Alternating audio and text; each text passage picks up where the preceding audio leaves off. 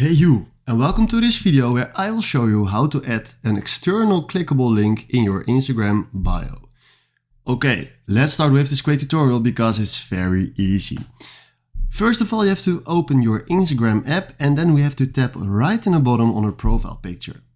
From here we have to tap on Edit Profile, and if you can see, you have a lot of options here, but we want to tap on Add Links. From here we have to tap on Add External Link.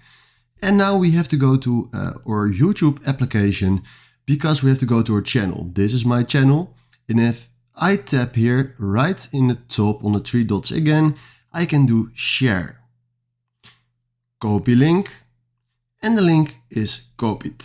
From here we have to go back to our Instagram and now we can paste our link just right here. We give it a title, something like YouTube.